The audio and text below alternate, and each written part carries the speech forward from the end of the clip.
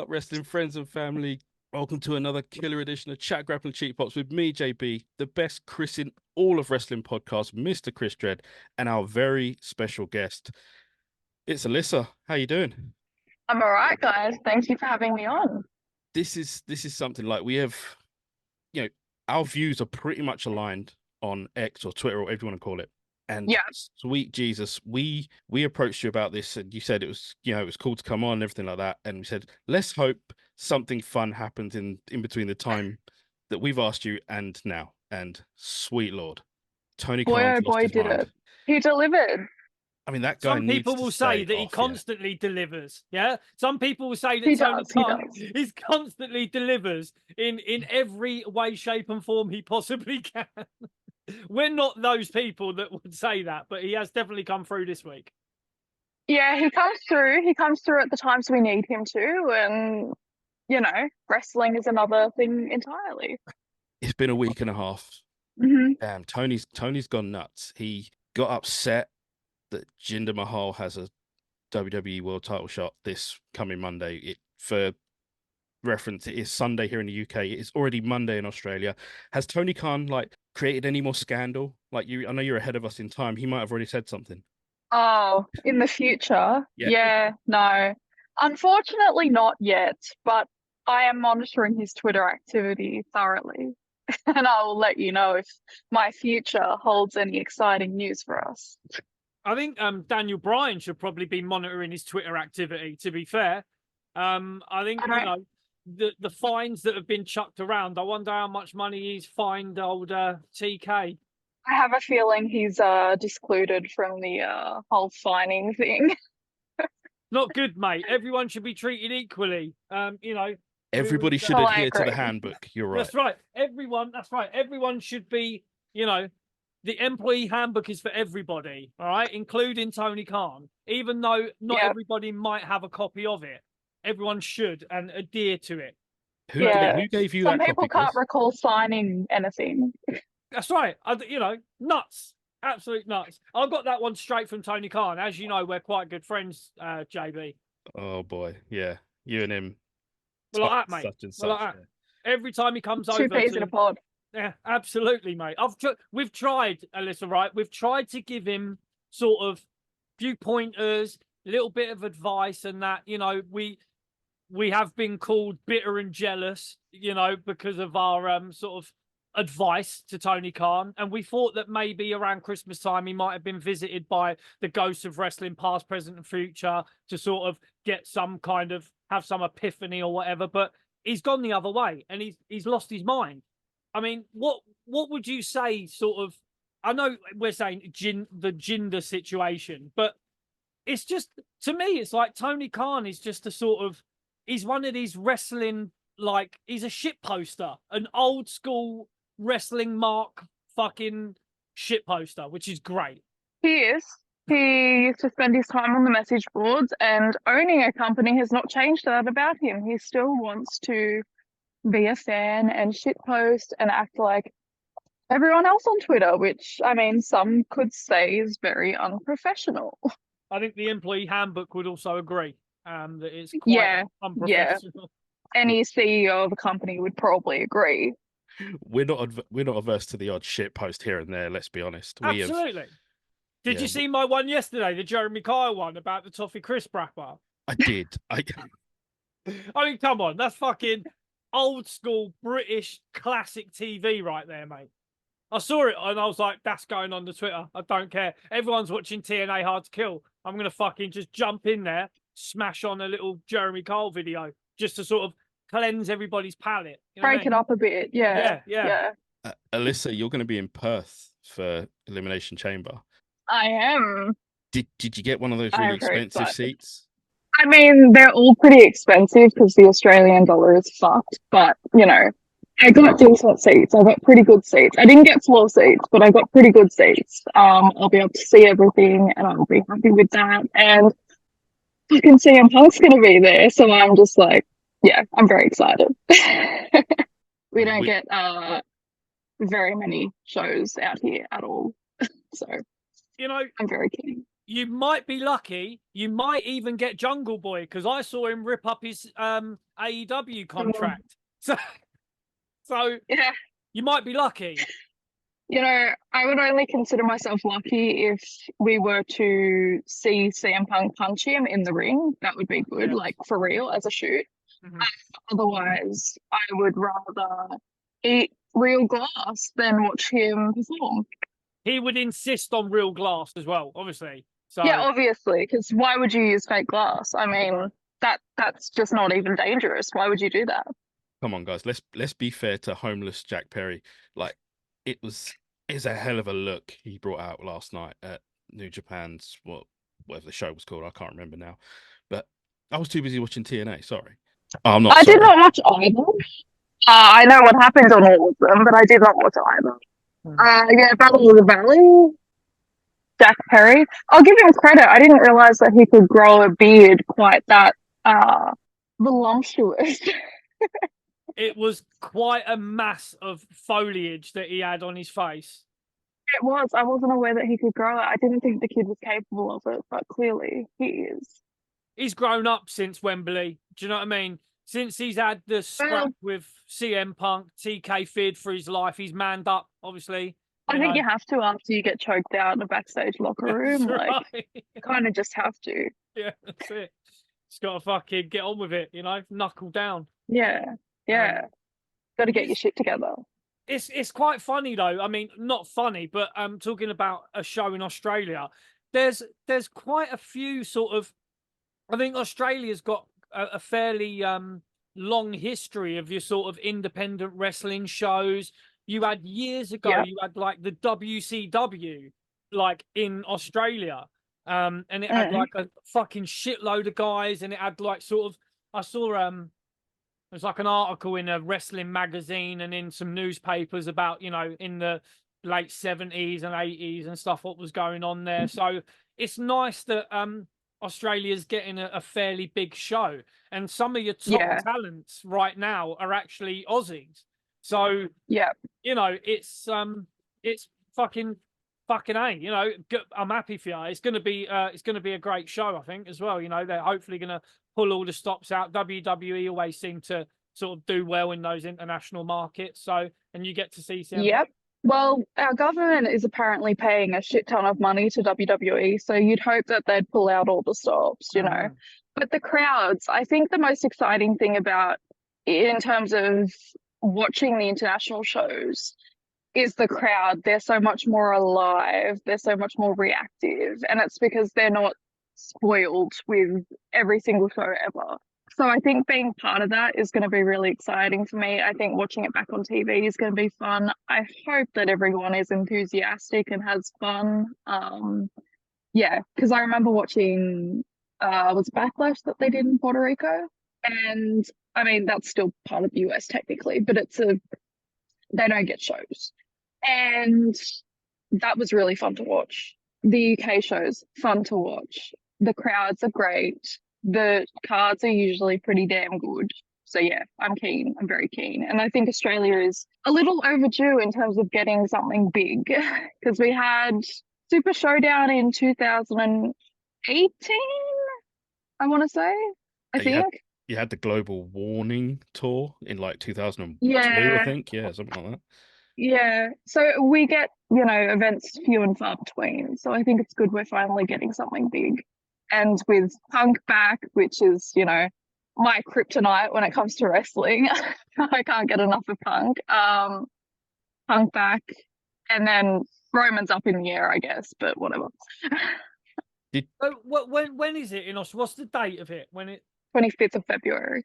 Yeah, so you've got about a month or so, 6 weeks or something till the show, right? Yeah, I posted the other day. I was like, nobody piss this man off between now and then, please. As a big CM Punk fan, were you part of like the AEW fandom when he joined, or was it something you sort of ignored or left to it? With AEW, I mean, I gave it a fair crack of the whip at the start. I didn't mind it at the start. I enjoyed several components of it. There were things that I always didn't like, just because Tony Khan books certain wrestling that I'm not a fan of personally. But as it pertains to CM Punk, when he came in, I was excited. I mean, I watched that first Rampage episode, and I watched a couple after that, and then I never watched it again, just for the record. But I think that's what most people did with Rampage. When Punk came in, it was exciting. It freshened things up a bit. I loved his feud with MJS. I loved his matches. There were a few, things that were a little bit iffy, and then the Elite stuff happened. And AEW flipped to the point where I was more interested in the drama backstage than I was in the product. And for me, that's a red flag. I think for everyone, that's a red flag. So I stayed on board for watching what Punk did, and I slowly lost interest in everything else. And there's been a few things here and there that have been good. Like, I'm not saying nothing's good and it's all shit. Like, that's not true. I've enjoyed what Swerve's doing recently. Yeah, the stuff with Punk certainly soured me, I can say that. So I was already a fan, I became more of a fan, and then shit hit the fan, and I was not so happy. And now here we are. Well, I mean, we've said on the show from when the drama all sort of started, if Tony Khan was kind of a half decent booker and had a pair of fucking bollocks, he would have actually took control of the situation and made some money off it. But he couldn't feel his own ass with his own hands. He's like, it's alien to me how he didn't make any money off the Elite Punk sort of thing and just get them together and go, right, you're a bunch of wankers, but we're going to make some money off this. You're all going to do well off it. It can draw. Let's do this. But he didn't. Because he lets the inmates run the asylum. Yeah. I mean, as a boss, you should just be like, sit these guys down in a room and be like, look, you work for me. You're under contract with me. Now, we can explore alternatives to that if you don't wish to do what you're damn told. But treat them like kids. If they're going to behave like kids, you treat them like kids. You tell them what they're going to do or they get punished. Simple. And he didn't do that because he has no balls. That's really all it is. He can't say no to people. Yeah. I mean, we said, wasn't it, JB? Literally to the fucking word, exactly how we put it. Yeah. Yeah. I mean, to be fair, one of our episodes is called Tony Khan is a pussyhole. So I don't know. Like, we really should get better names for these episodes. We're quite creative with the titles. Do you know what I mean? Like, let's be fair. I mean, and he is a pussyhole. So, I mean, let's be honest about it.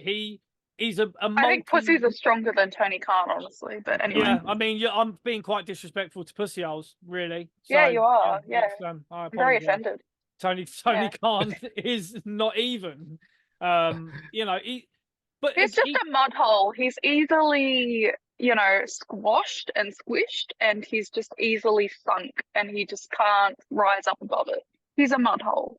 It's a nightmare, isn't it? Like, and obviously Tony went on one of his famous rants with regards to Jinder Mahal, but my big bug in all of this was the rushing to the defense of Tony. It was some of the accounts. They were messed. Your pathetic. Comments, in our comments. It was great, absolutely great. It was so sad to watch, but it's just more fuel to keep us talking this shit about it. Really, it's pretty much. People aren't going to be able to stop talking about it until he gets his shit together, and I don't see him getting his shit together.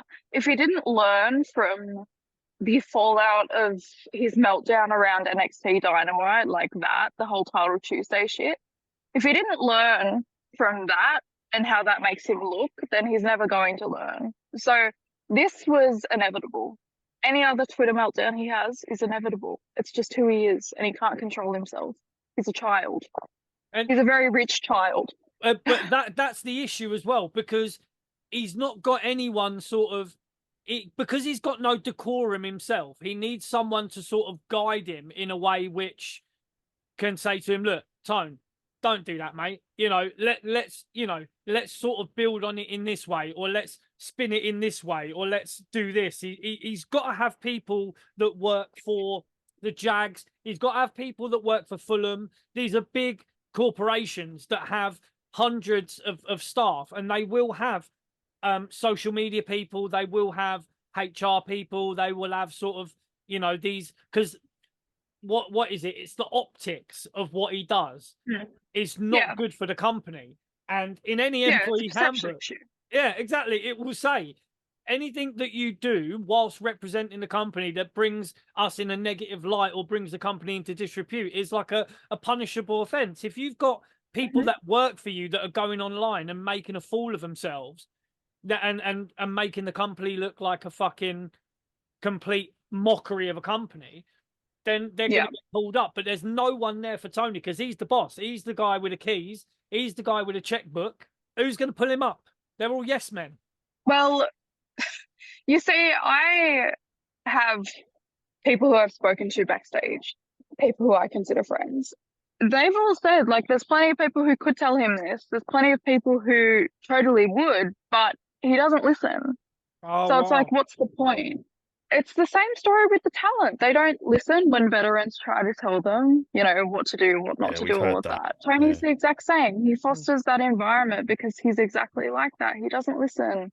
And there's people who won't tell him what he needs to hear because they are yes men or they want a check. But there's plenty back there who think the things that we think, who would gladly say it to him, but they're just not in a position to be able to because he doesn't, you know. Little tangent here, but the other day I was looking through Tony Khan's likes on Twitter after he had that meltdown. I was looking through his likes, and they're all things that are enabling his behavior. Things like, oh, I'm so glad we have a boss of a major wrestling company who is like the old school message board shit posters. He would like things specifically that enable his behavior. He doesn't want to hear otherwise. That's why he behaves in the way he does, because he doesn't have to listen. He won't listen. That's cool with him because he has billions of dollars from his dad. It's nothing to him. So I don't think it matters who's backstage at this point if he won't listen. You could have all the talented and knowledgeable and business-like professionals in that locker room, and it wouldn't matter. Well, I don't know. Here's the thing with the professionalism. I don't know if you've noticed, like, this past, like, especially this week in particular, other talent, staff, all getting really pathetic on Twitter, X, whatever you want to call it. Like, especially, who was it? The bald one from FTR, Dax. You know, I haven't seen his tweets because he has me blocked. Fair enough. It was the other one. Will Washington getting upset because someone criticized his booking. Like, why would that bother you? You're the booker. If you're booking a part of the team, like, just fucking get on with it. Like, what is one shit poster gonna do? Like, nothing. It doesn't affect him in any way. But he felt the need. He had to come back to it. It's like, this is what Tony is cultivating within AEW. Yeah, like, he's fostering that environment. Yeah, go nuts on Twitter if you like. Go, you know, it's really sad to watch. Unless go nuts on Twitter. Unless you're saying bad stuff about my company, in which case you'll get fined. You can't just say whatever you want. But you can go nuts on Twitter if it's in my defense, because I'm a child who can't handle it. That's what it is. I mean, why did FTR Bald block you? I don't know. I don't say anything bad about FTR because I like FTR. His attitude recently seemed to have switched, like ever since he re-signed with AEW. He's very much on the defense and he's very much stooging. And I think he's probably just seen one of my tweets that rubbed him the wrong way. Yeah, I'm blocked now. You don't go full Matt Hardy, do you? No, you never go full Matt Hardy. That's like a red flag. Don't do that.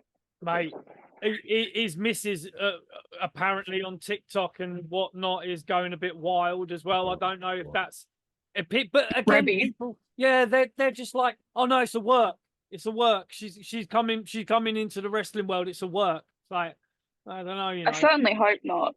Although Matt Hardy and Robbie are enough of attention whores to do that. Like, I can see them doing that, but I don't think it is. No, I don't know. Why would you do that as a work? Why would you do it? And then you got Jeff Hardy on Instagram saying certain things about being trapped on Rampage and that he would prefer Dynamite, which could be a work in terms of like advertising the show, but working into your character. But it's kind of weird to then put down all of the other programming. Saying we prefer Dynamite, we're trapped on Rampage. To me, that's kind of weird as an advertisement. Like, I reckon he preferred SmackDown, to be fair, but you know. Yeah. Well, he can't even do a fucking springboard at the moment, mate. He can't even like. They're done. Yeah. It's so sad for me. Like, you know, fucking Matt Hardy was Jeff Hardy was like one of my favorite wrestlers at a Same. certain time, you know, because I'm a huge TNA mark as well, and he was fucking, despite the whole Sting situation and the match and that, he did have some fantastic matches in TNA, you know, and just to see what's going on now, like, he's so easy to like. Yeah. He was always so easy to like, and he was the one who was the more exciting in terms of in-ring stuff out of the Hardys. He was always the more engaging one. And to see what's kind of happened over the years, what he's put his body through and what that has cost him now is just sad to watch. Yeah, my interest in watching the Hardys has been gone for quite some time now. With Jeff, I've always got this anxiety in the back of my head that he's going to hurt himself and then he's going to, you know, fall off the wagon again. That's always like the thing. When I see him in the ring, I'm always anxious because of that. But yeah, same story with me. I love Jeff Hardy. He was one of my favorites at one point, and now it's just not great to watch. But yeah. Speaking of getting anxiety about someone getting hurt, let's talk about Sting. Yeah, well, I was going to say we could also talk about Saraya as well. People are sort of counting how many. She was pissing and moaning the other day, saying, "Oh, it's weird how people are counting how many bumps I have in a match." And it's like someone commented, "It's because you don't have a neck." Yeah, it's like heaven forbid someone gives a fuck that you're actually going to break your neck and cripple yourself in the ring. Like, Jesus Christ. Yeah, I don't know. It's weird. Like, I think wrestlers who come back from stuff like that really have to just have it in their minds that people are going to speculate, they're going to be concerned, all of that kind of thing, because it's serious shit. Like, neck shit is not a joke. Everyone freaks out about neck shit for a good reason. And wrestling with a pre-damaged neck is not a great thing. So, you know, I think they should be like a little bit more understanding when the fans are concerned about that sort of thing. And then the Sting situation, that's twice now in the span of a couple of months where he has whacked his head on the concrete.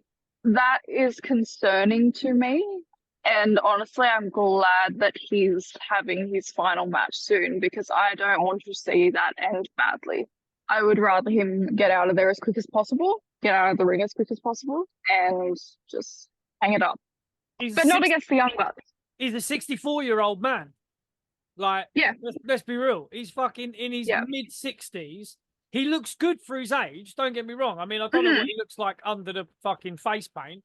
But, you know, physically, he doesn't seem too bad. Yeah, There's been a few things that have happened in AEW with Sting. Like, I saw an interview with Sammy Guevara the other day, or a clip there, when he was talking about Sting was supposed to move out the way when he was lying on a table, and Sting didn't move out the way, and Sammy did his like sort of spin fucking he's like 360 thing and landed right on Sting and really sort of hurt him, I think. Banged him up. Yeah, Sting's tough, man. But like you're saying, all it takes is for one sort of crazy. That's wrestling. I mean, you could be 24 or 64, and all it takes is one thing to go wrong, and you're fucked. You know? Yeah, and that's like where the anxiety comes from with Sting, because you know he is older. He has had a history of certain injuries that are pretty severe, and as you get older, your bones get a bit weaker, and everything heals slower. So that's obviously a concern for people. I think it would be kind of abnormal not to be somewhat concerned about the wrestlers in general. But, you know, some people will argue that it's their art and they can express that how they want and it's their risk to take and all of that, which is true, but people are still going to worry.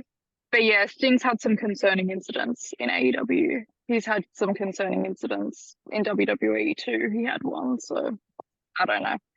I'm glad he's going to be retired soon. Don't get us wrong. We were thrilled that we got to see Sting wrestle another match, you know, at Wembley. You know, we were one of the 70-odd thousand. Yeah. Yeah. It was 70K. You know, well, I don't even remember what they called it now. I think the Met Police said it was 72 at the end, didn't they? Yeah, it was 72. Yeah, so and some change. But Tony Khan said like 81 and 85 paid, so can't always trust the Met Police on these things, you know. I know Chris doesn't trust the police, but yeah, it was great to see Sting wrestle a match. But why? Oh fucking! Well, I know tag matches can hide things. tag matches with Darby Allin do not hide things. They make them worse. More weapons, more jumps, more table spots. Like, give the man a fucking rest. Yep. Darby Allin's another one who gives me anxiety to watch in the ring because I feel like every match he does a spot that could kill him. And I'm not even exaggerating. Like, every single match he does something that I'm like, why would you do that to yourself? So I get anxiety watching him, which then amplifies my anxiety watching Sting because he's involved in it. I don't think it hides things either. I think it does exacerbate the issue because you're not putting Sting in situations where there's no crazy high spots or crazy throwing someone or crazy tables, chairs, whatever. My ideal would be he's just in, if he wants to be in tag matches, fine, but be in just normal tag matches, traditional tag matches, none of the crazy shit. At this point, we'd like to remind everyone listening that Tony Khan said this is the safest wrestling company out there. So just so that's tagged in. He did. Well, yeah. You see what happened to Darby Allin recently, where they've chucked him, and his head has twanged on that bottom rope. Yep. So we've seen that a couple of times in wrestling, like over the years. There was one in WWE when someone slid under the rope and sort of like twanged their head. Enzo, wasn't it? Enzo, it was yeah. Enzo, yeah. And yeah, I mean those ropes got concussed, I think. Yeah, I mean they're like fucking. I know WWE use rope, but all the other companies use it's like metal lift cable. So it's like metal cable, bro. When we were wrestling in that ring in Dagenham, that was metal cables, bro. Like when you're hitting those ropes, like you can feel it on your back. It's solid, and to be hitting that sort of, he could have snapped his neck easy. Yep. Easy. Yep. That's what looks nasty. Huh. Well, we didn't get hurt doing those things, so maybe we're safer than AEW. Dude, we're safer because we were trained well. That's why. Because we were trained properly. Do you know what's crazy, right? A little tangent, right? When we were trained, there's like fundamentals of wrestling that you get taught when you're even doing the simplest things like running the ropes.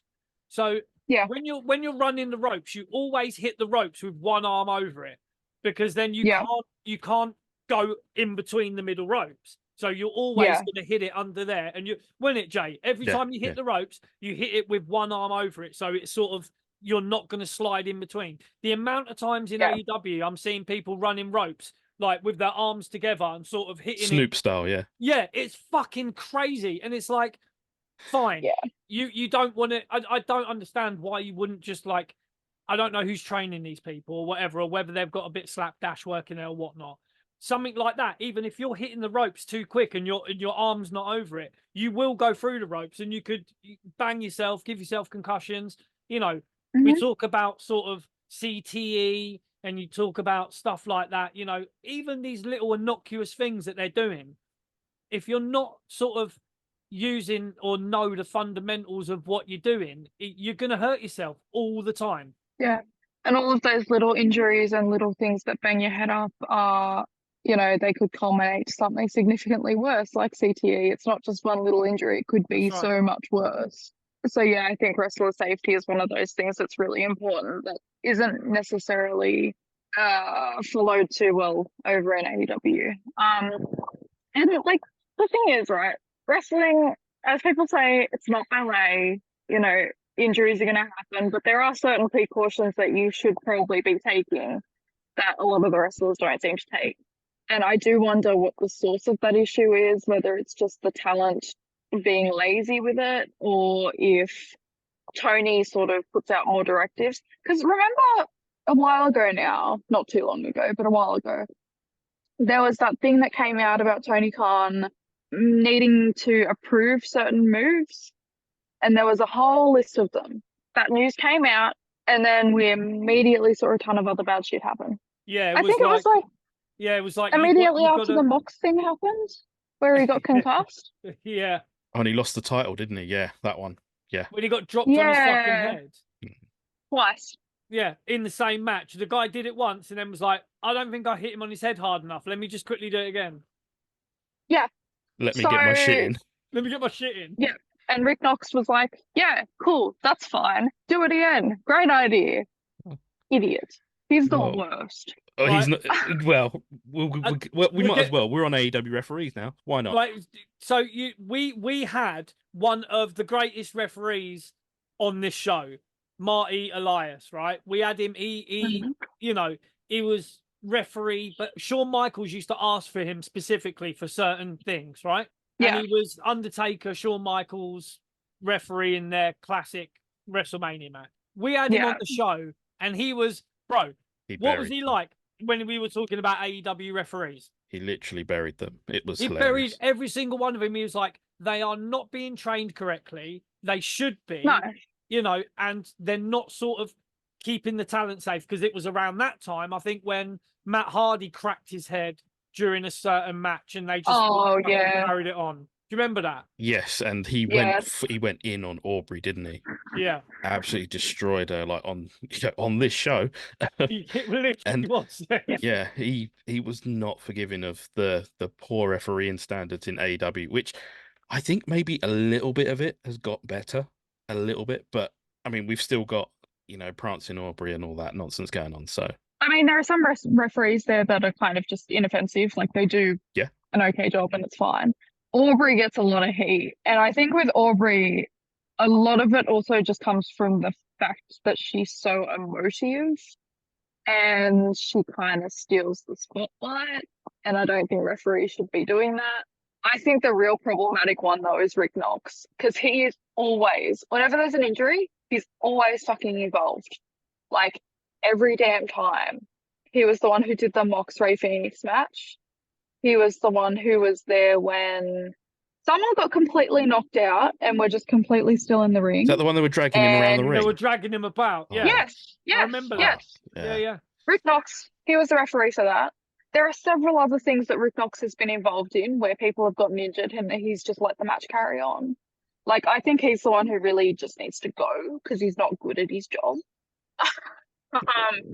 And I'm not often an advocate for firing people, but in this case, you're putting people in danger. So go away. Well, it's confusing. A lot of the money that Tony spends on these things, you know, for I don't know how long they had him in for, but I saw a match only recently on YouTube or something. Mike Chioda was refereeing. Yeah. Why not hire him? Why not have him in full time? Or not I even don't know. full time, but yeah, like have Marty alive, call Marty, like whatever, like call Jimmy Corderas. Like there's plenty of referees out there that have worked literally the big time. anyone else. Yeah. Pull a fan out of the crowd, they might be better at it. That's the next one. Yeah, just pick a random fan. They can be the referee for the day. It's good. They should just do that. It might actually be fruitful. The thing that Marty was telling us, and it is, well, I mean, we know this, like I say, from our training as well. The referee is the third person in the match, and they also need to be trained just like the wrestlers do. There are loads of like seminars that referees can go to with guys like Marty Elias, like your Mike Chiodas, you know, your Jimmy Corderases, your guys that have been in that sort of big spotlight where they train these referees to sort of be that third wheel, but as you say, not be in the spotlight. Make sure you're not in the camera shots when certain things are happening. You know, make sure that you're keeping an eye out for certain cues, certain things within the talent. Have a sort of an eye out if someone's sort of seeing stars, or you know, just basically you are the next line of. You're there in with them. So if there is an injury, you're right there. You're the person that can act, and they've got someone in their ear. I mean, can you imagine, right? Can you imagine working and having Tony Khan in your ear? Like, you know. I mean, I know people complain about having Vince in their ear, like at commentary tables and whatnot, but yeah, I can only imagine I can't imagine Tony Khan would be any more pleasant, honestly. No. I mean, if he shrieks like he did when the Greek freak... You know what I mean? The shrieking, or the amount of times he uses the word great in sentences, it would just be fucking nightmarish. Someone buy that man a thesaurus, please. It kills me. Jim Cornette don't like it either, does he? He rings his bell. He dings his bell. But I mean, Jim Cornette, it's like my favorite thing. It's fantastic. But he made a great point as well that Tony Khan, he he is living, and we've said it on the show even before Jim, and we commented like, fucking hell, we've said this and now Jim's saying it. Like he doesn't listen to the questions, and he doesn't answer the questions when he's being No, asked he just goes about, off in tangents. yeah, and he just sort of tries to justify, like he's asked about one thing and he's like, yeah, we're doing really great business, we're this, we're fantastic, we're great, we're this, we're that. And it's like, Yeah. he's living in this, he is deluded. He is completely sort of in his own bubble of what he thinks AEW's doing, and he's just justifying it to himself. And it's, again, with the referees, with the talent, all he can see is what he wants to see, and he doesn't see anything else. I think that a big part of it is also that he's trying to be a charismatic promoter, but he lacks the charisma. He doesn't know how to promote in a way that makes him sound like a professional. So he's doing this like message board style of promoting his product, but that doesn't translate to most people. That's not entertaining to most people in the way that you'd want it to be entertaining. It just makes him look like a joke. So it's just poor promoting skills, really. You He only have to goes off look in at tangents, the tries to buildings. spin things. Yeah. Well, he Buildings goes are off in empty. tangents and tries to spin things into a way that makes his product sound the best. And that's what a promoter should do. But he isn't good enough at the whole wordsmithery around it, where he can make it sound convincing and where he can say it concisely enough that it doesn't sound like he's just filling time. So I think he needs some training in that, among many other things, personally, but he won't do it. You guys are making my job really easy today. We're going to move on to something that's deluded. You mentioned deluded. Speaking of deluded, how about putting in some cheers, some piped in cheers for Chris Jericho? Good God. Well, yeah, I tweeted about that one yesterday as well. Yeah, I saw. How fucking tone deaf. Like, I don't know. It's mental that they decided they're gonna plow through and keep him on TV. I do suppose they've got a cruise, Jericho cruise to promote. That's coming up, this week. I did ask Chris if he wanted to go, but he not interested, are you, mate? Mate, I do and I don't want to get onto this subject, right? Because we said that the fans were tone deaf of whether the accusations of what has allegedly gone on are true or false, right? To sort of jump in and straight away like defend someone without knowing if it's true or false, or we never said that we think he definitely did whatever has happened, right? But we didn't go in and straight away say that the alleged victim was a fucking liar. He's a liar. And mental health issues. She's done it everywhere she's worked and all X, Y, Z. It's like, these people are fucking scumbags. Like, and not even the MJF good type. Like, it is fucking unbelievable. The complete lack of self-awareness that these people have. And like you're saying with Jericho, he's got that same arrogance and that sort of lack of fucking empathy with anything, just to kind of do what they're doing. It's nuts. Personally, I think, there's a line you kind of have to walk where you don't want to immediately call someone guilty, because that's not our job, frankly. That's not our job to say. Right. And you don't want to also call anyone a liar, because we don't know. We don't know. So I think it's wrong to invalidate people. But I also think that while the entire situation's up in the air, it would be smart to have him off TV. It would be smart to not pipe in cheering from the crowd when you clearly have to cover up boos. It would be smart to do literally anything else. I think this whole tiptoeing around the whole situation and pretending it's not happening is a bad move. I think that the way Tony Khan addressed it at the media scrum was abysmal, frankly. I think that the fact that he was wearing that stupid fucking wig and the sunnies while he was talking about sexual harassment in general, pretty much. Like, he was discussing it as a whole, because no one named Chris Jericho directly, because they didn't want to do that, which I get.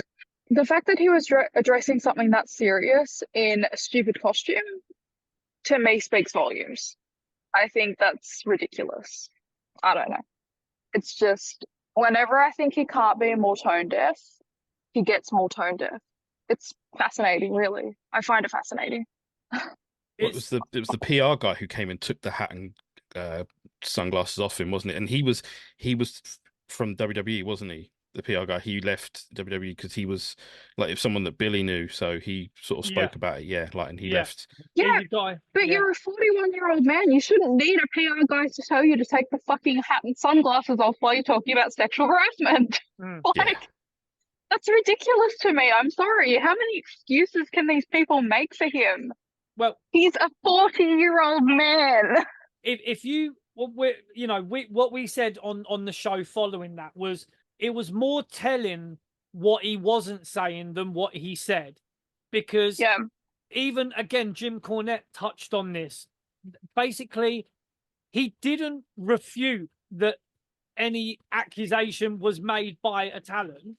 He didn't say it didn't happen. He could quite easily come out and just say, if it didn't happen, he can come out and go, it didn't happen. For sure, it didn't happen. If it didn't happen, he could come out and go, that's absolute bollocks. It never happened. But people are saying, look, they asked a specific question. Has Jericho ever been questioned about any sort of incidents like that? And he just went completely left and went completely left about it. Even, obviously he doesn't want to come out and go, yeah, we did speak to Jericho about that. But don't completely fucking go. But this is where he should have been briefed. Dodge the question. It was almost certain someone was going to ask him about it. There should have been a brief to say, look, if they ask you about it, say this. We're not going to ask him about it. It's nuts, man. It's absolutely nuts. He by what he said, I am taking it the way I took it was that something has happened. Something happened, and he's trying, like he did with the whole elite thing. He's just not gonna talk about it. He doesn't want to address it, and he did the same thing with the elite. I can't legally talk about that. All of that kind of response. Yeah, that's 100% what he'll do. It's a tricky one because with NDAs there can sometimes be things where you cannot refute what the signee is saying. And I do have a little bit of knowledge around that. But essentially, Tony Khan always puts himself in a bad spot when he comes to answer these questions because, like you said, he would have known. It was a guarantee that people were going to ask. I think the problem is in those media scrums, he feels safe to skirt around everything because no one in there will hold his feet to the fire like they should. I'm a big proponent of doing that. You think someone's fucking up repeatedly and they're dodging your questions? You persist, you keep going, but people don't want to lose their access. I get that to a certain point, but when it's something like this, I think that you kind of just need to uphold some journalistic integrity and ask the questions that need to be asked and make sure that they get answered. But I agree with you. Him not saying things spoke volumes. Him not outright refuting it, because Tony Khan is the first to always deflect things. If someone's saying something bad, he will deflect it and he'll say something that's good, and he will outright deny things, and he will, defend his product at all costs. And the fact that he did not defend Jericho here, I don't know. Weird, isn't it? Yeah. Where there's smoke, there's usually fire, and I would say here that there is some fire. But we'll wait and see what comes out, I suppose. Well, it'll be all right because Jericho will feel nothing but cheers and love on his own cruise. You sure you don't fancy it, Chris? Mate, I don't think I want to be locked on a boat with the sex gods, thank. Do you get what I'm saying? Yeah, I don't think it's a work situation. I'm good. You know what I mean? I'm good. Good call. So let's move on from that because it's not the greatest sort of conversation topic. Let's move on to Alyssa. Who have you got for both Rumbles? Punk for the men's, because I don't think they'll have Cody win it twice in a row. I think Cody's been in the chamber. For the women's, I mean, to me, it seemed like they were always going to head towards Lynch and Rhea at the Rumble. I mean, at Mania. Becky for the Rumble for the women, I think. I don't know, though. The women's one I'm a lot more uncertain about. And it also depends on certain surprises and whatnot, I guess, because who knows what they'll do there. Chris, you got one? Yeah, I mean, I don't know how many shows ago we spoke about who was winning the Rumble, but I chucked in someone that I thought might win the Rumble. Who was it that I said the other week? Because there's been a lot of chatter this week, but I said someone. On the men's or the women's? The men's. See, I'm with Alyssa. I think Punk's gonna win the men's. So I'm not sure. I think Punk might come close to winning, but I don't think he will win it. I mean, at this point, just have Jinder win it. Fuck Well, it. it pretty much has to be Punk or Cody. Yeah, I mean, That's my thing. It has to be one of the two. The stories for Mania seem to be pretty. I mean, there's the rock of it all, and who knows what the fuck's going to happen there. And that's a whole spanner in the works that I don't really know. But I think I said Logan Paul. I think I said Logan Paul. Really? Yeah. I think he But why? He's got the US title. I think he might. I think he might want more. I think they might give him a bit more. I think because he's just signed up now to do it full time, and I think that, you know, they see him, and what people sort of forget as well is like the Endeavor are quite a big part of it now as well. Oh yeah. So they've got, you know, you've got your 1 and 2 and your 3 and your 4. And 2 of them are WWE and 2 of them are Endeavor. And Endeavor sort of are quite big on the social media stuff. They sort of understand a bit more, maybe that reach that Logan Paul's got. And I think that might be sort of a nice turn up. But again, Logan Paul, I think will go.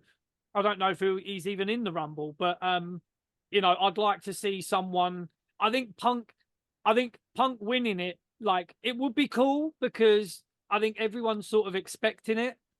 And I mean, everyone's expecting Punk or Cody. So that's why I think I'm more hoping that it might be someone different. But I think if you're going to look at it logically, it's got to be Punk, really. The women's Rumble, I think Bayley. I think possibly Bayley's going to win it. I'm with you there, man. I'm with you. Because that was another thought I had. I think Sasha's coming back. I think Sasha. I think there's going to be something happen in the Rumble. I think Sasha's going to turn up at the Rumble and maybe help Bayley out a little bit, and it might be sort of them two, the last two. I've never been that big of a Mercedes Moné Sasha Banks fan, honestly, mostly because I find her mic work really annoying. I think she has a very odd cadence. But anyway, if she goes back to WWE though, I will be happy. But mostly because it'll annoy the AEW fans who have been pandering for it for years at this point. Like, that'll make me happy. But we've said for years on this show, me personally, I stuck my neck out the whole time and I said she is not going to AEW. There's no way. She might look stupid, yeah, but she ain't stupid, right? She ain't stupid. She ain't stupid. She knows that where she's trying to look after her sort of image and her intellectual property and her worth as a wrestler. And I think she knows that if she ever went to AEW, that she would get lost in it. She wants to be the star or one of the stars. And they don't have that infrastructure in AEW to give her that spot all the time. And it's going to piss everybody off and upset the apple cart. And I don't think she's going to go. I've said it from day one. There's no way. And Sean Ross Sapp was certain she was going to show up the other day. Oh, fucking tosser. He was sure that she was going to show up, you know, and then he did a 360. Oh, no, I never said that. I think, I always thought it was very unlikely that she would show up in AEW, and I still think it is. I mean, if she did, I would be pretty surprised because from everything we've seen from Tony Khan, the way he books women, and the way he's even outright said that women don't draw. He said women don't draw, and that's why I don't book him as much. He pretty much said that verbatim. It's fucking crazy. He says these things, and I'm like, why on earth would you as a woman go over there? If you want to be a star, and you are a woman, you are insane to go over there because Tony Khan doesn't care. This whole Tony Storm experiment, right? That'll wash away soon. And then it'll go back to being nothing because Tony Khan does not care. Well, as far as we're aware, It's that just whole nothing but Timeless Tony thing has been booked by Will Washington. It's nothing to do with yeah. Tony. So Oh yeah, it's nothing to do with Tony, and you can tell because he's never booked women like that ever. I don't see why she would go there. I don't see a logical reason unless he offers her a ridiculous amount of money. It would have to be a lot of money. I mean, So I think we're going I to don't see know. Naomi. I think she goes back to Japan, or she goes to WWE. Yeah, I mean, even Japan, I think she realised that maybe I mean, they gave her decent money and they gave her a sort of Yeah, nice entrance and they all gave that her sort more of than they stuff. gave Jericho. Yeah, I mean, yeah. I think that the hang up with Japan might be because she got injured and she didn't get to maybe do everything she wanted to do. I think that that's why, for me, I think that if she doesn't just go straight to WWE, she'll do a little bit more in Japan first, get everything done that she wanted to do, because it got cut short. And if she's always wanted to do that, like she said, if I were her and I always wanted to do that, I would go back to Japan first and then go to WWE. With it being WrestleMania season and whatnot, if you want to be featured on that card, you have a limited time, so you either wait until next year and you spend a year in Japan, or you just go straight to WWE. It really just depends, I guess. But that could be a hang up for her, was what I was thinking.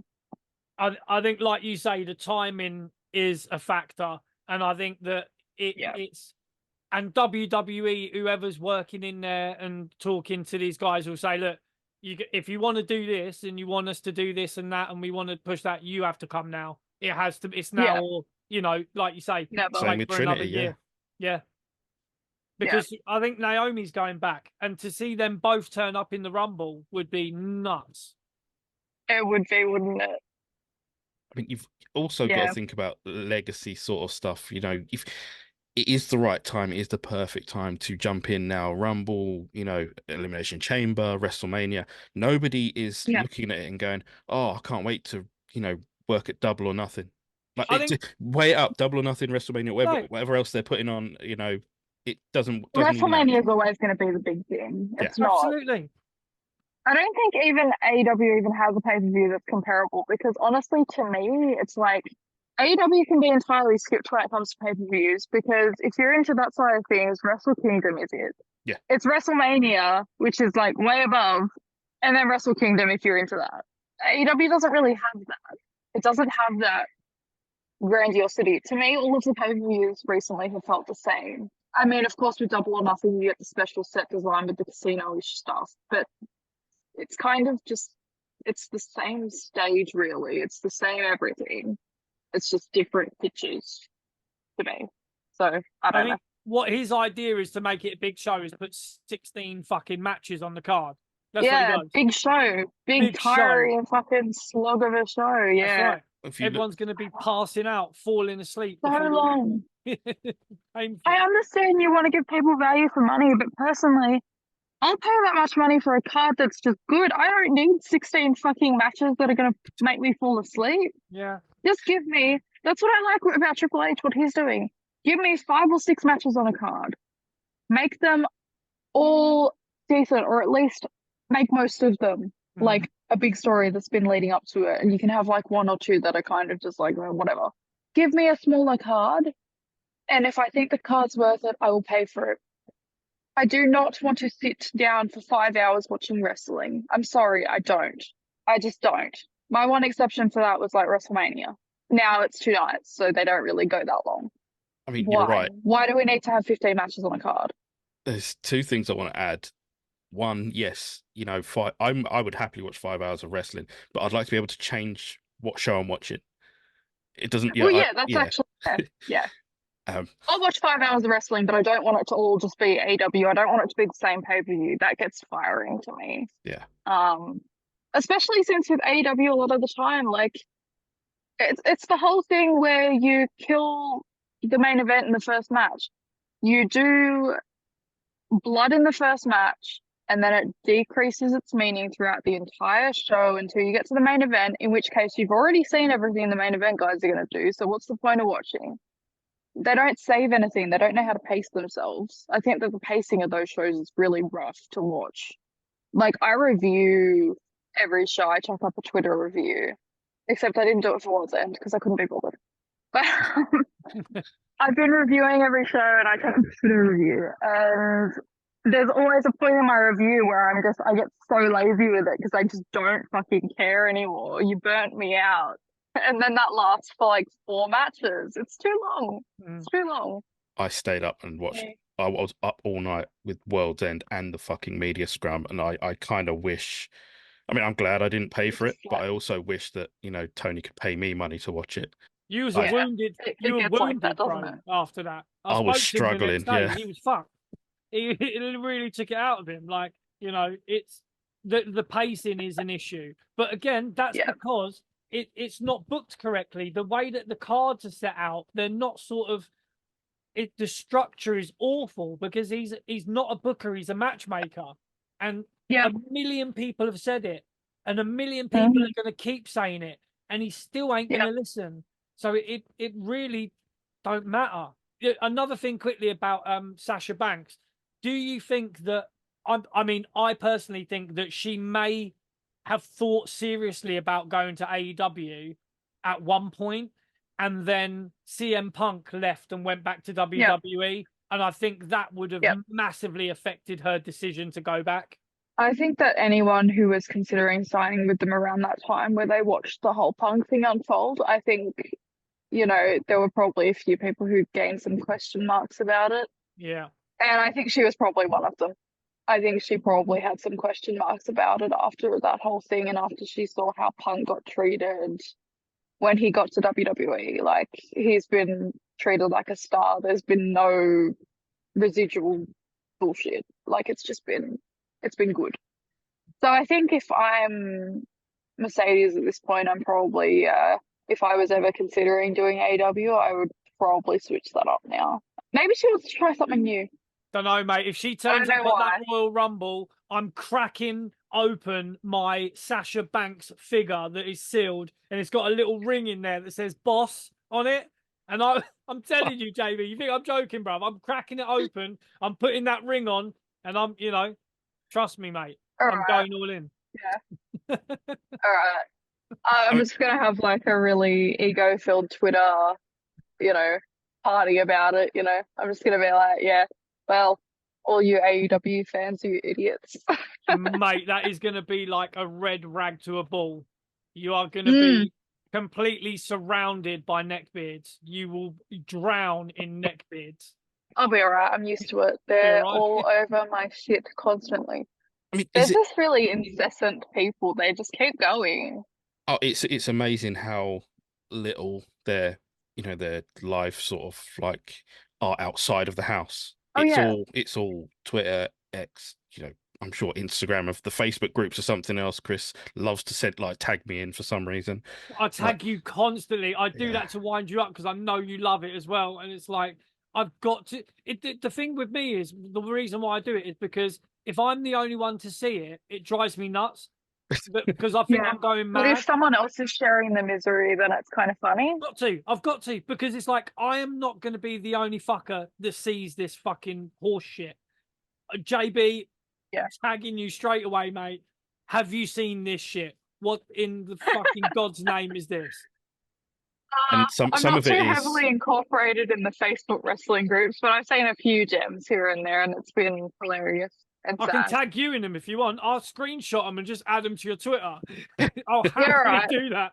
Like, look at this cunt. Yeah, I'll check this out. Do it. Honestly, you'll get bored of it at some point, or you might not. It's just these people. Might not. I love stupid people. They're hilarious. Oh, but it's almost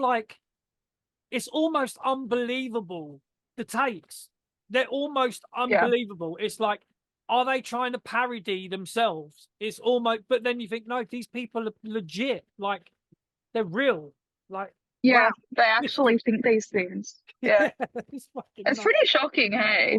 Like, you occasionally encounter someone where you're just like, I can't believe you're even a real person who exists. How do you have these opinions? Absolutely. Why are you like this? Were you fed in a lap? Like, there are some really nonsensical things. Yeah. Maybe he's creating his little sort of lackeys in a lab. Well, he is very obsessed with bots. Maybe he is creating bots. we almost didn't want to ask, but we can imagine that your DMs are something Wild. outrageous. Yeah, look at that Wild. face. I think we got it. My DMs are a mess, Oh, an absolute travesty. I get the occasional hate-filled DM, which they're always fun. I usually reply because I just like to wind these people up more, but a lot of them are just, hitting on me. And the members of the IWC can be rather gross. not creative. No. Just Yeah. not creative, very, very not good. I mean, There I was a can't while where I imagine. had my DM shut off. Like, now I just find it funny. Like, there was that period of time where because I only really started using Twitter properly, like, December 2022. Like, I've had my account since 2020, but then I forgot I even created it. I logged back on finally in, like, December 2022. So it's been just over a year, and I went through a period of time where I was really, like, just jaded by it. I was like, this shit is so just stupid. So that was when I sort of just shut off DMs altogether. But now I see the funny side, Now I'm just like, yeah, whatever. Cool. Let's do it, Let's just wind this shit up as much as possible. I can imagine you on your phone just like, oh, another person wants a picture of me feet. Okay, fuck it. I'm sure there's going to be, you could probably make a few quid. Like, I probably could, I probably could. And if my, self-respect ever goes down enough to do that. I'll tell you what, just send them The a picture of mine or IWC? JB's feet. Sure. We'll take a picture of our feet and you can just send Cool. Yeah, I'll just send that. We'll see. Yeah, we'll see what happens there. We'll take a cut. Do you know how many times I've told him we're not doing OnlyFans, and he just keeps broaching this subject of keeps feet going and stuff? Yeah, like I will push it until create your own. Yeah, I might do that actually because I'm working on JB to try and get that OnlyFans up, but he's not broken yet.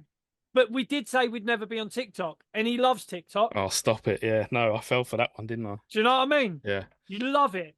I went through a TikTok phase. Oh, TikTok whore. He is a TikTok I went through a little whore, TikTok phase, but I can't do it. It's like I like watching long form videos and stuff. TikTok's just like mindless scrolling, and it's like such a short attention span thing. I can't do it. Brings out something in me that I just don't like. I like the so I cooking avoid things TikTok on TikTok. I end up just sort of going on there and seeing people doing these little recipes and like just making stuff. Pretty cool. Yeah. Corey B is a good one. Shout out to Corey B. He's good. I've seen a few of the disturbing ones that have come up, like the ones where they like do really disturbing things to food. I don't know where are you going. Yeah, we're horny listening. chefs on TikTok, right? These horny chefs on TikTok who do terrible things to the things they make, and they like really overly sexualize it. So sometimes on YouTube, I'll watch like people making fun of them. I'll send you those videos later. I've seen a couple of them. I think I've seen a couple of them. They do. There's one called Donut Daddy. Yeah, and he like makes desserts and he like does really weird shit. Like when he's got dough, he always like makes it look like an ass, and then he smells it, and then he does a bunch of really weird shit. Anyway, I like watching people make fun of those people. Yeah. There's one that's about it for my TikTok experience. There's the one where people are cutting the chicken and they open it, put oil on it, and then slap it and shit like that. And then shit like that. It's just disturbing. Like, why are you molesting your food? I haven't seen this. Bro, I'm gonna send you. I'm gonna send you some shit. I'll send you some shit. Yeah, but I'll send you guys some more shit as well. Thank you. Crazy. You're welcome. Online is wild though. Like online is wild. It's sort of there's two different worlds of X or Twitter because we've found some quite good friends on X and Twitter in the wrestling community. Know, you terrible wrestling takes, your good cop, bad cop, a few guys on there. Some amazing people out there, really is. They're really awesome, and yourself as well. There are some amazing people in this sort of community. Like, just a quick one as well. Shout out to Matt. We actually agree on something. I saw that. Yeah. We usually disagree, but we also agree that D&D is amazing. So shout out to Matty because we rarely agree, and he doesn't like it when we're right, does he? No. Hates it. Gets his goat up, but I love him. We love him. It's like that that banter that we have with these guys, and we've had them on the show. We've been on their show. Actually, they've not come on our show yet, have they? We've been on theirs. No, they've been dodging us, so fair They've been enough. ducking. They've Yeah. been fucking ducking and diving, Shame. bobbing and weaving. Yeah, I mean, we've had terrible takes on. You know, we have met some really nice guys, but there are some absolute fucking.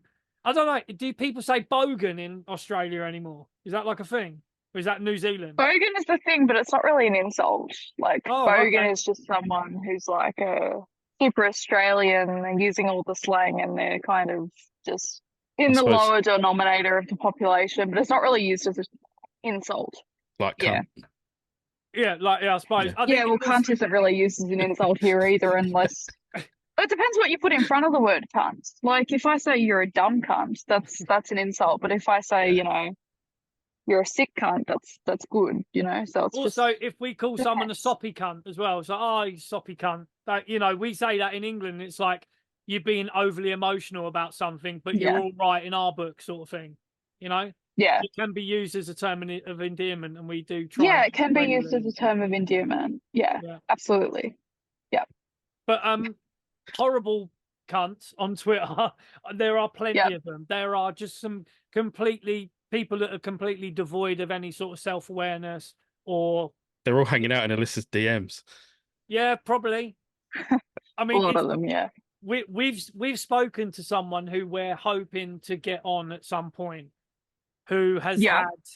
had AEW people in their DMs, and yeah, we're just sort of trying to set something up at the moment. But you know, it's there are some right creepy people online, and it's weird that a lot of them are sort of wrestling fans. Who sort of just fucking Yeah. weird fuckers. It is a rather large percentage, isn't it? Like, it's very enlightening. What about wrestling is it that makes weirdos? That is a question that what is I it? don't think we have enough time for. No, I don't think so either. But you know, I it's think just part it's two an might have to interesting cover one that. ponder. Yeah, it's an interesting one to ponder. Wrestling fans are a weird demographic, though, man. You've got, you know, there's a wide array of people, but there is a very small, nichey, cool sort of core fans like ourselves. But Yeah. in general, it's sort of like, you know, we have Billy Barty on quite regularly, and he's like become like a mate of ours, sort of thing, and he doesn't sugarcoat it. And what he said on his last time he was on, he was like, let's be honest, like a lot of wrestling fans are really fucking stupid. Like, he just outright said it. He goes, a lot of wrestling fans are pretty stupid, and they, to a point, think it's real. And Yeah. I don't know if I can sort of disagree with him on that. I think a lot of people are that sort of, they know it's not real, but they don't want to believe it's not real. So they sort of, it's still real to me, damn it, sort of memey sort of markishness. Weird. Yeah. No, it is weird. There are a lot of really deluded wrestling fans who think, like, they know it's not real, but they defend it as though it's a real thing. Yeah. And it's very strange. The whole wrestling community is just very, very fascinating and very, very strange. It's a good case study on paradoxes of the way people think and the way people handle their emotions. And it's probably a good percentage of people who should be in therapy. If anyone ever wants to do a study on like how much of the population wants to should be doing therapy, you probably just go to the IWC and just watch the behavior, and you can get a pretty good percentage out of that, you know? Just an idea.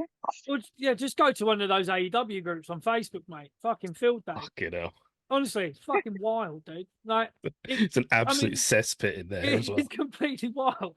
Like, wrestling is like a good allegory for sort of politics in a way, because the way Yeah. I look at politics is like all of them are mates. So you've got your political class who go to the same clubs, eat at the same restaurants, go to the same schools, their kids go to the same schools, you know, like they are a sort of class among themselves. So they all know each other, they're quite pally-pally, they're all mates, they go out for dinner and all that. And then you watch on the TV and they're opposite sides and they're like shouting at each other, you know, seeing this and that, oh, you know, this honourable gentleman said this and all rah rah rah, and it's kind of like pretending to hate each other. And it's similar with wrestling.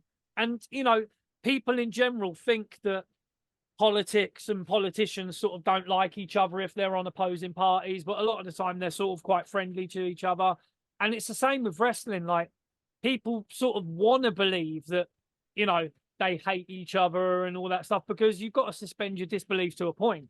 But when you're, like you say, when you're online sort of defending, like, Tony Khan is probably the worst as well. The fact that he went online. Sorry, Eddie Kingston's the worst. I don't. Yeah, sorry. Eddie Kingston came out and is saying that people shouldn't be bashing other companies and this, that, and the other, but he's the fucking worst one for it.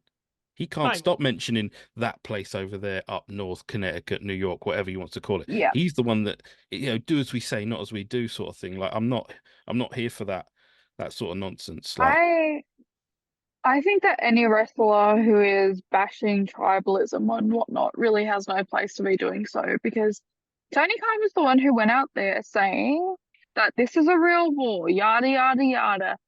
He is the number one proponent of tribalism. The dude can't shut the fuck up. So then when the wrestlers who work there are saying, just enjoy your wrestling, cough, cough, Dustin Rhodes. I was going to say about Dustin, I can't believe he's fucking stooged up as well. Makes me sad. Makes me want to put my gold dust wig away and never wear it again. Just like, shut up. Just don't say anything. Just let the fans do what they're going to do, because they're going to do it regardless. It doesn't matter what you say. You're not going to change the entire culture of the IWC with a tweet. Well, this is what I was sort of. I was going to tweet it, but I thought I better not, because I'm sure it'll just like annoy the hell out of me with notifications. But if people want to hate watch something, let them hate watch. It's a hobby. Exactly. It's like watching game shows. Why are you trying to question people's motives for watching things? Why do you care? Let people watch what they want. Dude, did you? I don't know. This is a specific question for JB, actually. Did you watch the new Gladiators, bro? I saw the last few minutes, man. I didn't see any of the actual Gladiators or anything like that. But no, I just saw like the last bit. It was fucking cool, man. Like, Alyssa, I don't know if did you have like Australian Gladiators? No. It was. Do you know of the game show though, Gladiators? Yes. Yeah, you're aware of it, right? Obviously. So in the 90s. Well, our very own Nick Aldis was a gladiator, wasn't he? Nick Aldis was. He was. I've actually got his figure. I'm gonna show you. No, bruv, I'm not even joking. Hold up, man. Fuck's sake. This guy collects toys like a madman. But love it. Damn it, right? So where did you even find this? I found it at my shout out to my friend Dan, who actually has a retro toy shop. Right? Look at the fucking state of that. Look at him. Fucking amazing. Look at that. Are you a gladiator? Wow. I mean, he's very pale. Great. Yeah. He's a fucking specimen of a man, right? Anyway, when he was Magnus in TNA, he was a lot buffer, and he looked a lot buffer. I mean, that figure looks nothing like him at all. And you paid for it. I think I paid like $5 for it or something like that. You got robbed. Bro, that is a fucking bargain right there, dude. With the Gladiators in the 90s when we were growing up, it was sort of like it was like hot. It was like really fucking on TV Saturday night. Everyone, the family would gather around and we'd watch the Gladiators, and it was very much like wrestling, because you had the good guys and the bad guys. You had the sort of. You mean they were coked up and on fucking HGH? Oh yeah, and they're all having like fucking orgies. Apparently, that's what Ulrika Johnson said. They're all like smashing the life out of each other backstage. Jesus Christ! Honestly, fashion. As you do. Honestly, mate, fashion was involved as well. But it was sort of very much like wrestling. Yeah. You had your good guys, your bad guys, and that. And I was watching it with my missus the other day. Like we got in and it had already like finished or whatever. But I saw people online talking, "Oh, did you watch Gladiators? It was really cool. It was like the old stuff." I was like, "Do you know what? Fuck it." We got back. We put it on sort of, you can watch on demand or whatever. So we put it on. And it was like a couple of the guys are actually trying to sort of do that sort of promo, Healy sort of stuff, but it was a bit tame. It wasn't. We have to fucking watch it now, I know. No, honestly, dude, there's this one guy, Legend, right? And he was fantastic. There's another guy called Giant or whatever. I think he's called Giant. or yeah, there's Legend. Not Who's Paul White, is it? no, it's not Paul White, man. It's not. Fuck It's for not that. Big Show. But it was very sort of like, you know, they were trying to be a bit heely and that. The guy Legend was fantastic. He was sort of, you know, they said, "Oh, what do you reckon? Did the Contender do well?" I was like, "No, it's rubbish." Do you know what I mean? Like, it was sort of, you know, oh, this guy's trash, and they're trying to like throw each other and get in So each it's other's Panto faces then. and that. It was sort of like your really bad sort of weekend wrestling show where the kids are all there with the foam fingers and stuff. You know, that sort of wrestling show where the heels are just really bad. But they were trying. So I just thought to mention it on the show because it was very much like that sort of wrestling atmosphere. You got the good guys, the bad guys, you're cheering, you're booing. So it's definitely worth a watch, but I'll give it, you know, I'll give it another watch next week. But I Fair didn't know enough. if you'd seen it, Jordan, because you No, know, but you telling me that people are healing it up on the show makes me actually want to go and watch it. So, it was you know, great. fuck you. I'll tell you who's on it though. Do you know who's hosting it? Bradley Walsh and his son. Oh, for fuck's sake. Yeah, And I you did know see that. Yeah. they've got an ex-Premiership referee doing it as well. Yeah, As the, you know, Clattenburg. Yeah, I saw that. yeah, the He little always wanted to be. Scottish He guy. always wanted to be famous anyway. So like he's Yeah. got it. He was essentially Aubrey. He is Aubrey. Yeah, That's like, exactly that's what I was exactly going to say. it, So yeah. they've got a referee which is like Aubrey, basically. So it's definitely Good. worth a watch. Really translates. I'll tell you what you could do, Alyssa, though. If you get our Oh, for VPN, fuck's yeah. right?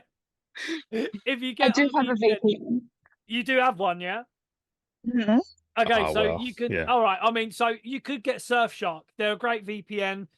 If you use Yeah. the promo code Grapple, click our link in the description. Use our promo code Grapple. You can get 83% off and 3 free months. But if you're Mhm. already hooked up, all good. Yeah. Just pretend you're in Bognor Regis, in the UK or like, you know, wherever, Walford or whatever. All right. And then you can just go on BBC iPlayer and you can watch Gladiators and see what we're talking I about. too can be part of this viewing experience. You can be part of this. Absolutely. Yeah. You can Right, see cool. Legend. Well, I'll check it out. it's guys and gals in spandex. So you're a wrestling fan. Basically wrestling. You'll love Gladiators, Yeah. mate. If you're a wrestling fan, you'll Yeah. love it. Don't worry about So it. All right. before we let you go, All Alyssa, we thank you for your time. But before we let you go, I know other people have mentioned a podcast. Is that something that you're looking to start? Eventually I will. Yeah. I get asked about it like every other day. Eventually I will when I have a little bit more time on my hands, when I've got more freedom from my child. Yeah, I will do it eventually. I don't know when, I don't have a timeline, but I will eventually do it. You see, we're quite lucky. I mean, at this point of the evening or the night, my kids are hopefully asleep. I'm not 100% certain, but almost certain that they're asleep. Until you hear some stamping behind you and you're like, okay. Yeah, exactly. Yeah. Yeah, see, my problem is that once my kid's in bed, I go to the gym. And then I usually like to play Xbox afterwards. I don't know that I want to sacrifice my Xbox time at this stage. So Fair enough. I think I'll wait until he's in daycare a little bit more. Although to be fair, if you started a podcast, it could just be you reading your DMs. Oh God. I'm sure content. people would listen. Yeah. Content, mate. The You know what I mean? content. Content. I think people would pay to listen to me talk about anything, frankly. Like, and for me to give that for free, I think people would just listen to me talk. Because everyone likes the Australian accent. I don't get it, but people love it. So yeah, I reckon I could just talk about anything. I could just read my DMs. That's a great idea. Australian accent's just a rubbish English accent, though, isn't it? Yeah, pretty much. Fucking hell, Chris. I'm only fucking playing. Pretty much. You know, it's only banter.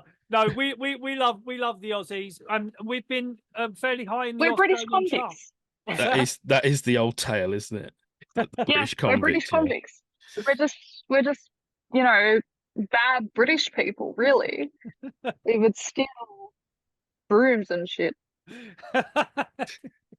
and get shipped off over here. Now you've just got to deal with big fucking spiders and shit, man. I know. Spiders trying to kill us, bloody koalas and all sorts of things. Snakes. Snakes. Jesus Christ. I live pretty high up though, so I don't really get any of the spiders or anything like that. But whenever I'm walking anywhere that's got like bushes and stuff, I'm always on high alert looking for any spiders because I'm like legit arachnophobic. Like if I even see a spider, I have to get in the shower and like clean myself because I get all itchy and paranoid. Wow. So I'm really not made for Australia, and also I don't like the heat. So I just don't belong here, frankly. Mate, I hate the fucking cold. It is absolutely freezing in England right now. It's just cold. It's horrible. It's See, nice here today. How hot is it there It's today then? Or is it sort of oh, cold? it's not. That's why. Oh. It's 22 degrees and it's raining. So Nice. it's nice. There's a nice breeze. I think we're and sat on it's about -1, aren't we? Yeah, it's gonna snow tomorrow. Ew.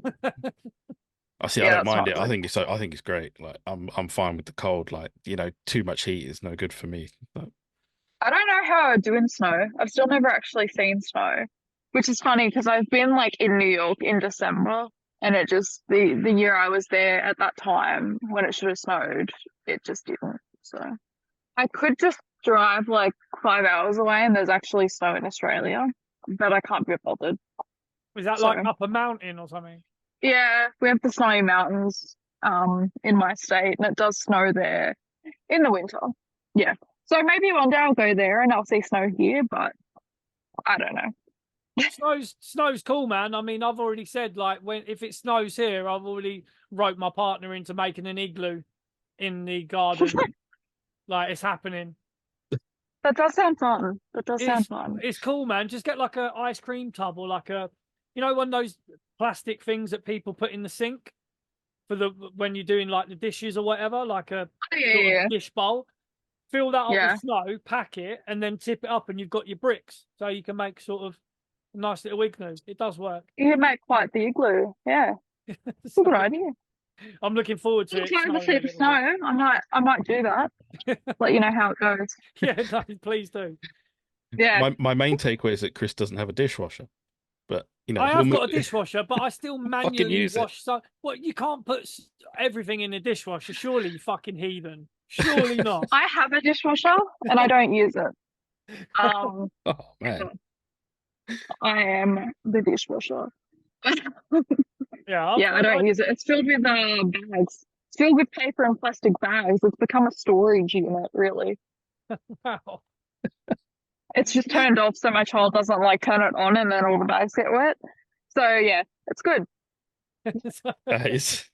So again, as we do on this show, we've gone from wrestling to OnlyFans to Gladiators and now to dishwashers, which is probably the weirdest tangent we've been on. I don't know, maybe not the weirdest, but it's up there. Probably it's quite not. the evolution. Wrestling fans aren't exactly known for their cleanliness, so I think it's quite the evolution. Well, I was going to ask you, like, what's it going to be like in Elimination Chamber? Are you expecting like that sort of? I mean, the O2 wasn't great, was it, Chris? Let's be honest. No, it weren't, mate. The O2 had a bit of a smell to it. Ropey. I'm not expecting good things, although it's an open air arena, so a stadium. I mean, hopefully that gets rid of the smell. Well, Wembley was okay because it just sort of like it went up into the air, didn't it? It just went up. I'm hoping that happens at Optus Stadium. Then pray for me. Yeah, we will, mate. Don't worry. I play Magic the Gathering, and that Magic the Gathering sort of clientele is known for sort of being similar to wrestling fans in that sort of arena. Yeah. So, oh god. Magic the fucking Gathering. What the fuck, man? What do you mean? What the fuck, mate? Magic. I've got cards next to me. But literally. Okay. I'm an island I think I'm boy. going to go to a smaller Australian like indie wrestling show. In just for the bands, just to report it. Yeah, I'm a little concerned about the smell because it's going to be in a very small venue and indoors. So I'm a bit worried, but we'll see. When's that in I June? figure if I get drunk enough. Yeah. Yeah. Nice. I figure if I get drunk enough, I might just not be able to smell anything. Mate, it's going to be fucking hot in June, right? No, winter here. Oh, shit, really? Opposite. Oh, yeah. Oh, of course, yeah. Yeah, it's summer here now.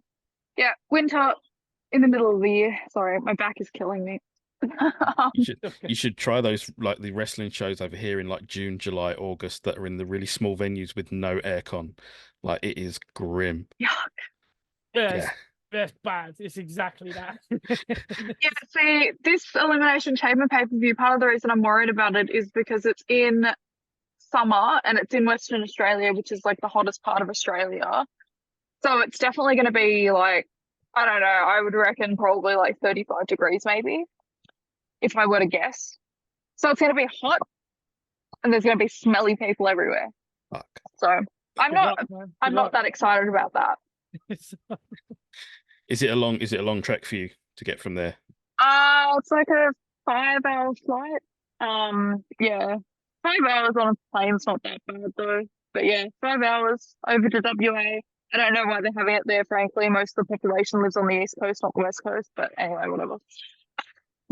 Yeah, I did hear that the Western Australia is more sparsely populated than the other side. There's a lot more people over there. Yeah, everyone's on the East Coast. Not many people are in Western Australia. So yeah, I don't quite understand why they're really doing it there, but it is what it is. Staying over in WA, and then I'm also going to the Undertaker's like talk show thing Oh, that he the dead does. man. Yeah, nice, nice. And I've got a meet and greet with him. So Oh, I'm like okay. yeah. really excited for that. That'll be nice. But yeah, Are should be a good time. Are you a collector of wrestling memorabilia, like figures and Not stuff really. like I've that? got Or a not? few things. I do have a few things, but I don't necessarily collect too much, and it's not because I don't want to, but it's because whenever I buy like something, my child always manages to get into it and open it. So I kind of just want to wait and buy things as he gets older that I want. Because I want a few belts. I know that. I want a few belts, like replica belts. Is So Undertaker signing shit at this thing, or is it literally just a meet and greet? Sort of, hello, how you doing? Can we take a picture? he is signing stuff, but you're not allowed to bring anything in. So I did have something that I wanted to bring in to get signed, but you're not allowed to. No outside items. It's stuff that they've got there that they're signing. So I get it. yeah. That sort Bit of of a sucks, catch one. man. Yeah. That's Yeah. But I suppose still going to be cool to meet the man. Oh, it'll be so cool. Yeah. I mean, like, I grew up terrified of him, and as I grew older and stuff, I learned to respect him, and I enjoyed his work and everything like that. So it's going to be very special for me to actually meet him and kind of not completely mark out. You'll have to tell him that Daniel Bryan's trying to take over his role as like locker room leader, stroke judge. Leader. Wrestler's He's got his own wrestling sport. Yeah. I will. I'll be like, what the hell? You gonna do something about this day? Yeah, please do it. Come on, sort it out. Man, right. Alyssa, thank you so much for joining us today, this You're very morning. welcome. However it is for any one of us. If you want to find Alyssa on Twitter, what was the name? Is it ButWhyAlyssa? ButWhyAlyssa, yes. ButWhyAlyssa on Twitter, X. You can find her. You can find her. I mean, like I said, like most of the stuff we tweet is pretty similar. Like we have, Yeah. We seem to be on the line with that sort of thing. I mean, Chris, is there anything you want to add before we bounce? No, it's just thanks for joining us, and it's always nice to have a new face on the show. And I'm sure you'll probably pop on again if you've not started your own podcast. We'll be happy to sort of have you on again. Yeah, I'll totally come on again. We didn't have like a sort of end of year awards or anything, bro, this year. I don't know No, if we didn't. gonna We sort of- didn't do the end of year, but what we would actually, would be quite interesting is Alyssa's experience from Elimination Chamber and meeting the Yeah. dead man. Obviously, like that could all be Yeah. something really cool to talk about after late February. I think that's I mean, if you've got the time, we've got the recording space. That's right. I mean, we will definitely be watching the show. It'll be on the network, right? It's going to be. I believe so. Yeah. It'll be on there, so we'll definitely watch it. It might be nice to do sort of like a review after the fact. Be great. Sounds good. Sounds perfect. Hey, awesome. Thank you so much. Thank you again for coming on. We really appreciate you giving up your time today. Thank you for having me on. It was nice to talk to you guys. Thank you. Thank you very much, Alyssa. Take care. We'll see you soon. You too. Bye. So there you have it. Thank you so much to Alyssa for jumping on with us today. That was, I mean, that went all over the place, didn't Yeah, I'm just glad I've got another couple of people to watch Gladiators. it? I don't know where to go from there. Dude, they had like some of the old games. They had fucking Hang Tough, on the rings. The I'll Eliminator. check it out. I Check it promise out, you, I'll bro. check it It's out. fucking yeah. It was good, man. It's good. Thank you to everyone that's been watching, listening, doing all that good stuff. If you are watching, of course, hit the subscribe button, hit like, whatever. Even throw us a comment.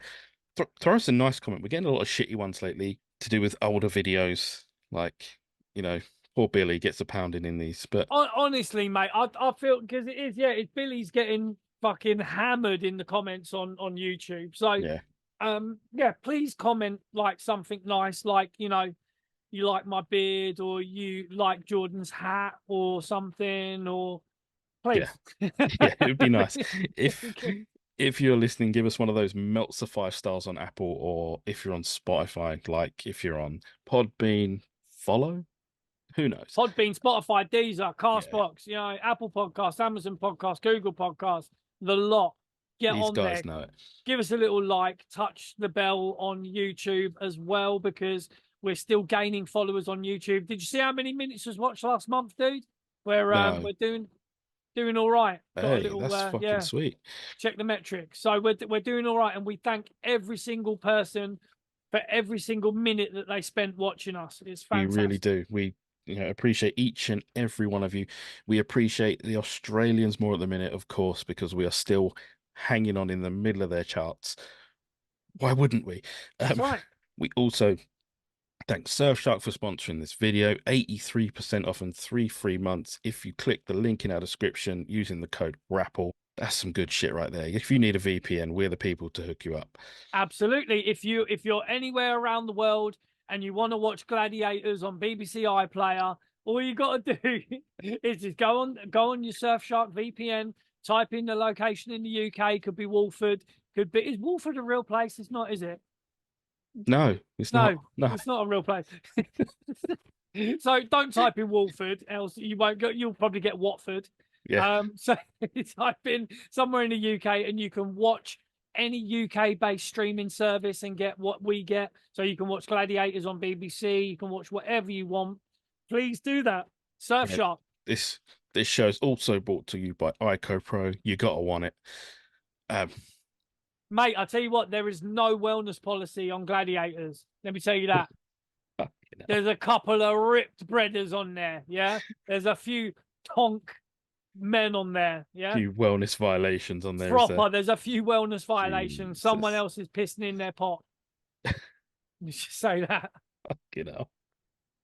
I mean, what else can we say apart from actually, no, there is one more thing to say. And,